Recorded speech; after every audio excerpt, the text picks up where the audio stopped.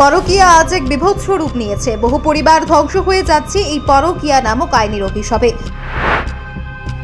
Sonamura post office সংলগ্ন এলাকায় পরকীয়ার জেরে দিন দুপুরে এক টিএসআর জওয়ানের হাতে খুন হতে হলো গৃহশিক্ষককে।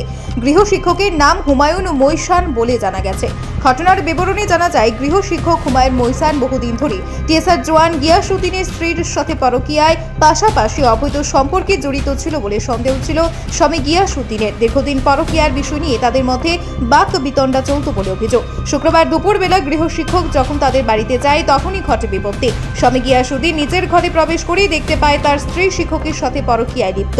তখন টিএসআর জওয়ান মাথা ঠিক রাখতে না পেরে ধারালো ছুরি দিয়ে শিক্ষক হুমায়ুনকে শরীরের বিভিন্ন স্থানে আঘাত করতে থাকে। এতে ঘটনাস্থলেই মৃত্যু হয় গৃহশিক্ষকের। ঘটনার পরবর্তী সময় টিএসআর জওয়ান গিয়াসউদ্দিন নিজেই সোনামুড়া থানায় আত্মসমর্পণ করেন বলে জানা গেছে। এই ঘটনায় গোটা সোনামুড়া এলাকায় চাঞ্চল্য ছড়িয়ে পড়ে।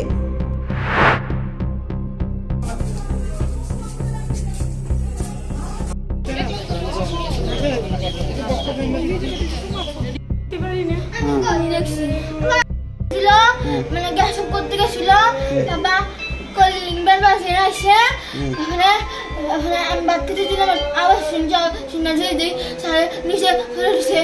হ্যাঁ, কি লেগেছিল তোমরা বাড়িতে? বাবা বাড়ি দিছে। কি দিয়ে আঘাত করছে? জানি না, ছুরি দিয়ে মনে করছে।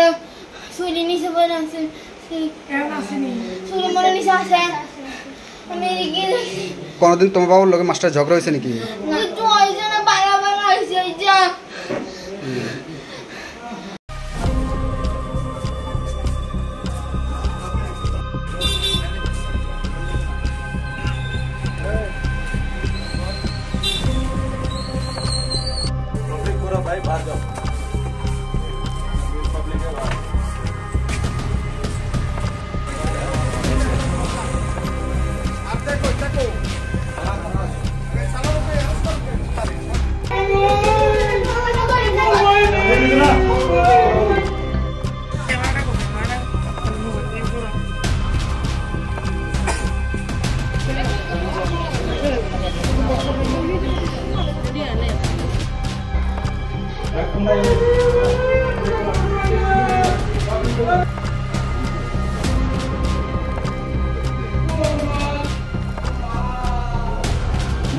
মহিলা